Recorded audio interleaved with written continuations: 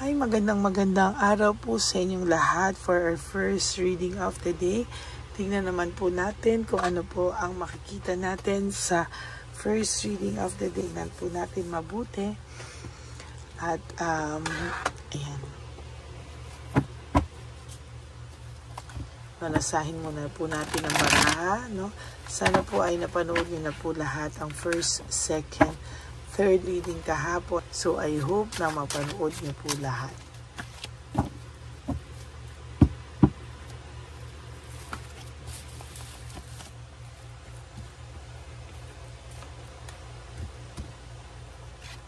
Okay, 1, 2, 3, 4, 5, 6, 7, 8, 9, 10, 11, 12, 13, 14, 15, 16, 17, 18, 19, and 20. Itabi muna po natin itong ating mga baraha na hindi po natin napili.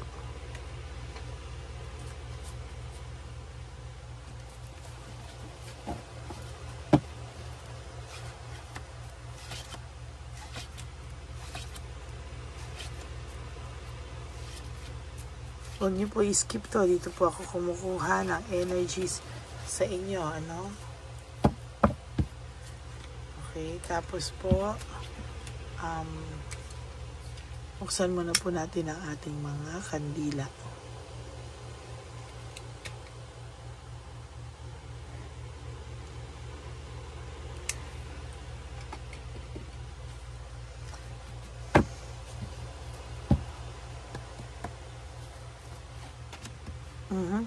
For your first card, this is all about Magician in reverse, no?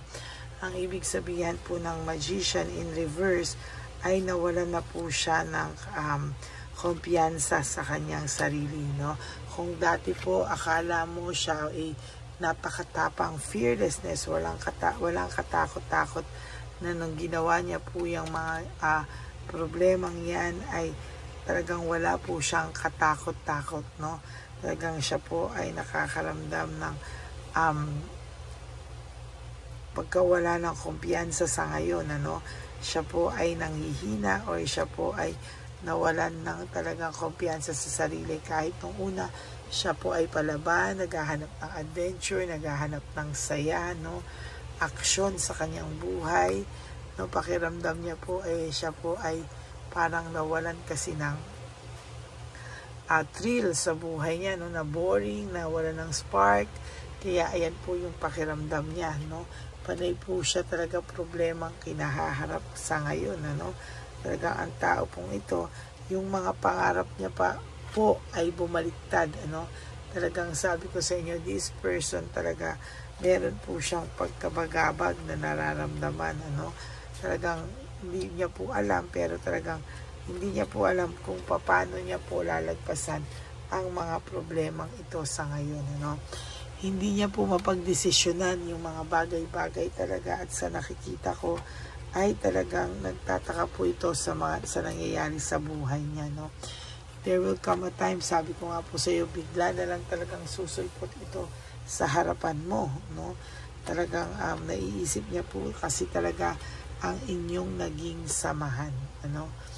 Talagang naiisip ka po nito, at talagang the more ka po niyang iniisip ay the more po siyang nakakaramdam ng fear, sadness, and loneliness, no?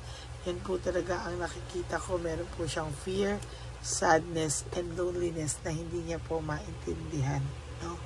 Talaga po siya ay naging disorganized. Sabi ko nga po sa iyo, magiging maayos lang po ang pakiramdam nito kapag nakapag-usap na po kayo. Kaya sabi ko nga rin po sa iyo na huwag ka pong mainip. There will come a time, susulpot na lang po ito sa harapan mo, no? At sa nakikita ko po sa iyo, halong halong pagkainis at halong sige, usap-usap, di ba? Parang halong inis at ano na po yung nararamdaman mo sa kanya, no? Galit, minsan nakikita ko, ang taong ito po talaga ay bigla na lang din po talagang susulpot sa harapan mo, no? Yan, no? So, nakikita ko po talagang ina-isolate niya yung sarili niya ngayon kasi bakit po, no? Hindi niya po magawang kausapin ka. At ikaw lang po ang gusto niya kausap sa ngayon, ano? Dahil hindi po siya mapakali. Abolido po siya. The world in reverse ay para naging stagnant. Hindi po siya tapos, no, sa ganitong sitwasyon niya o ganitong pakiramdam niya na stagnant po siya talaga sa ganyang pakiramdam niya. And very, very, ano po siya talaga, sabi ko nga po sa inyo kagabi, no, talagang itong taong to ay talagang nag-iisip lang po ito talaga, no? Nag-iisip lang po talaga ng nahihirapan po ito, no? Talagang nag-iisip po ito sa iyo. Sabi ko nga po tuwing gabi, nag-iisip sa iyo to, no? Kaya nga minsan hindi ka po nakakatulog. Pero itong tao din po ito, pumapayat din po ito at nagiging matanda, haggard looking din po talaga siya. Sa nakikita ko, naiisip niya po yung samahan nyo. Kaya hindi po siya mapalagay, mataas lang po talagang pride niya. At kahit ano pong gawin niya, pag hindi pa rin po siya sa iyo humingi ng patawad, ay patuloy po siyang makakaramdam ng self-pity, no? Ayan, no? Napakagulo po ng buhay niya. Wala po siyang motivation, ano? Wala po siyang kagana-gana sa buhay niya. Meron po siyang mararamdaman na self-pity, parang pakiramdam niya, awang-awa po siya sa sarili niya sa mga nangyari sa inyong dalawa, no? Na parang hindi niya po alam kung saan ito papatungo, no? Sa nakikita niya rin po talaga ay hindi niya po maintindihan bakit lagi po siyang may pagkatalo sa buhay, no? Parang binibetray din po siya ng mga tao daw sa paligid niya, no? Talagang simula po nang nawala ka sa buhay niya, simula nang umalis siya, leaving everything behind, iniwan niya po sa isang iglap ang lahat magagandang samahan na meron kayo, no? Kaya sa totoo lang, ang taong ito ay nakakaramdam po talaga ng pagkapagod, ano? Gusto niya po talagang magpahinga, gusto niya po iwanan ang lahat sa inyo, no? Talagang sa nakikita ko po, ang taong ito ay puno po ng struggles sa kanyang buhay. Talagang hindi niya po maiiwasan. Talaga po siya ay makakaramdam ng pain sa kanyang isipan, ano? Talagang hindi niya po alam kung ano po ang kanyang gagawin talaga, no? Medyo mahirap po talaga para sa kanya yung pinagdadaanan niya po sa ngayon, ano? At technically, hindi niya po alam paano niya po ito lalagpasan, paano niya po ito maaayos, no? At sa nakikita ko po talagang hindi po ito madali para sa kanya, no? At talagang sa nakikita ko po ay mahihirapan po siya talaga.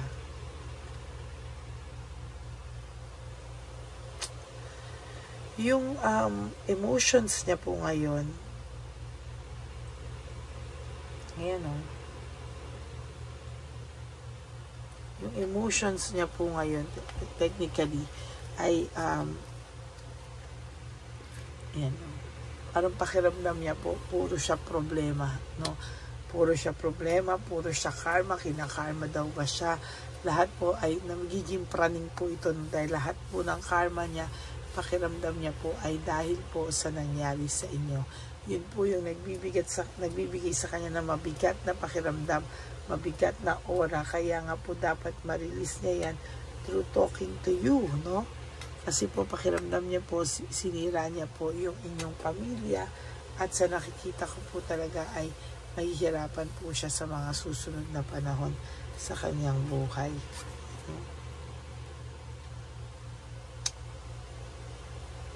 Naging mabait ka po kasi sa kanya, no? Lahat po ay binigay mo sa kanya. Lahat ng klase ng pagmamahal ay binigay mo sa taong to. Kaya lahat ay bad luck, no control. Ayan po, talagang sabi ko nga sa iyo, negativity, sadness, failure, lahat na po nasa Wheel of Fortune in reverse din, no? Lahat ng negative emotions ay nandiyan din po, no? Nakakaramdam din po siya ng financial struggles. And for your last card, talagang dinidisconnect niya po ang sarili niya sa lahat, no? Parang nagtataka ka po why all of a sudden ay talagang ginusto mo po na itong taong ito po ay ginusto na lang po niya na ma-disconnect po siya at talagang pilit niya pong inaayawan ang makipag-communicate, no? Nung una po talaga gusto nito makipagkita kahit kanino, pero ngayon po ayan, yan po ang naging problema niya. Ang bigat-bigat po ng pakiramdam niya at sabi ko po sa iyo, aayos lang po ito kapag ikaw po ay nakausap na niya. Kaya one of these days, whether you like it or not, itong tao po ito, sinasabi ko po sa iyo, no, ay bigla na lang po itong, sinasabi sa iyo, bigla na lang po itong susulpot sa harapan mo. No? Yan po yan, susulpot at susulpot na lang po yan sa harapan mo. Okay? Yan po ang ating first reading of the day. I hope na naka-resonate po kayo. And if you do, can you please give me a like and comment down below para alam ko naman po kung ano ang inyong mga nasa pakiramdam. And also, gusto ko din po magpasalamat sa lahat for not skipping ads. Alam ko po natulong nyo na po yan sa ating channel. Lalo na po tayo po ay nalalapit na po ang ating One Love a Day para sa ating mga street elderly, no? Sa ating mga matatanda sa kalye na pinabayaan na po ng kanilang mga pamilya. Okay? And for those of you who would like to have a private reading with me, you can message me po at Ladyly Elena. That's Ladyly Elena. Nasa dulo po yan ang ating video. Diyan nyo lang po ako makakontakt. That is my official and only legit FB and Messenger account. Nilabas ko din po dyan ang fake account ng Lady Elena na kung saan yan po ay nang i-scam ng mga tao at nag-hack ng inyong mga details. So kung kayo po ay talagang seryoso magpa-private reading, pagka gusto nyo na po, no, pwede nyo po sabihin, bago kayo magbigay ng donation, ay kayo muna po ay gusto nyo muna po marinig ang boses ko, pwede naman po, no, wala pong problema dyan. Okay? So, maraming salamat po sa inyong lahat. And of course, to all my ever loyal, solid, faithful na Lady Elena family, I love you all from the bottom of my heart.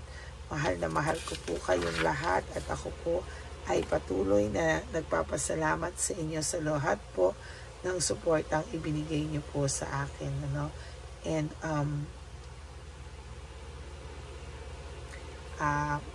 maraming pong salamat, ano? At sana po ay huwag po kayo magsasawa sa pagsuporta po sa akin, ano? Maraming salamat po sa inyo and I love you from the bottom of my heart. And of course, no, para po sa aking mga ever loyal, solid, and faithful talaga na mga Lady Elena family, alam niyo naman po, ang lagi ko pong sinasabi sa inyo is just to live one day at a time. You do 3 things that will make you happy for today. Prioritize yourself, make yourself happy, forgive yourself, no?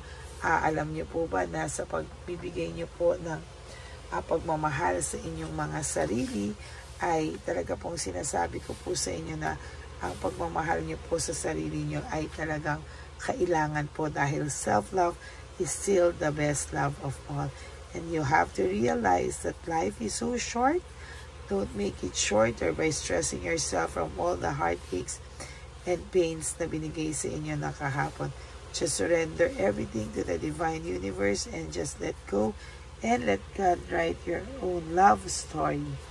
Ako po ay magbabalik para sa ating second reading of the day today. Sana po ay mapanood nyo muna po ang ating first, second, bago po kayo tumalon dito sa ating first reading of the day, no? Kasi po minsan nakakaligtaan nyo po, no? Or nai-skip nyo po na panoorin muna yung ating mga readings, no, bago po kayo tumalon sana sa susunod na readings para mas maganda po yung sunod-sunod po, no?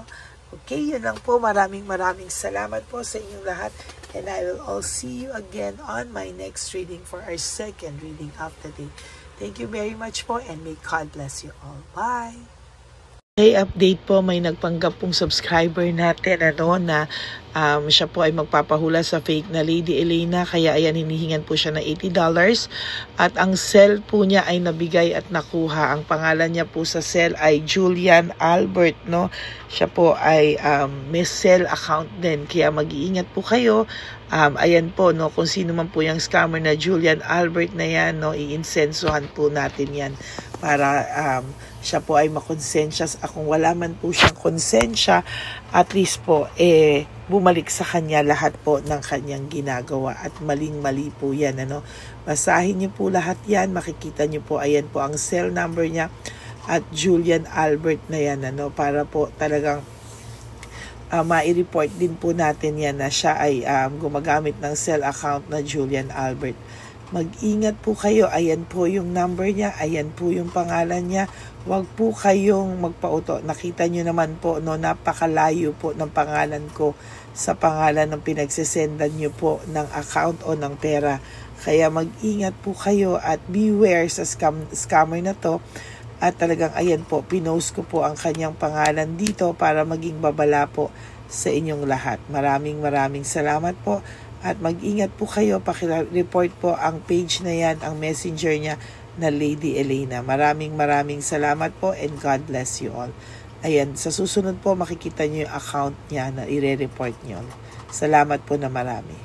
Magandang gabi po ulit sa inyong lahat. Ako po ay muling nagpapaalala sa inyo na mayroon pong lumalabas sa FB at Messenger account na fake account po, no, nang hihingi po ng $25 through PayPal, at hindi po yan totoo. Huwag po kayong maniwala dyan. At pag sinabi mo po na gusto ko pong marinig ang boses nyo or makita kayo, ang sasabihin po ay magbibigay kami ng link, buksan mo yan, at pagkatapos ay makikita mo ako. Huwag po kayong maniniwala dahil yan po ay hindi totoo. Yan po ay isang malaking scam na pag binuksan nyo po ay mahahack po lahat sa inyo. Mahahack po ang inyong mga personal details. Lahat ay mahahack. Ako po ay nalulungkot na ito po ay nangyari, ngunit sa talagang may mga tao pong masasama at may mga tao po talagang hindi makatiis na hindi gumawa ng masama sa ibang tao. Pero maging aware po sana kayo, tulungan nyo po ako, i-report po natin yung fake na yan at sa FB para siya po ay mawala na at wala na po siyang mabiktima pa, no? Nandyan po lahat ng details at maraming salamat po sa inyong lahat. Maraming salamat po sa inyong lahat at mag-iingat po kayo.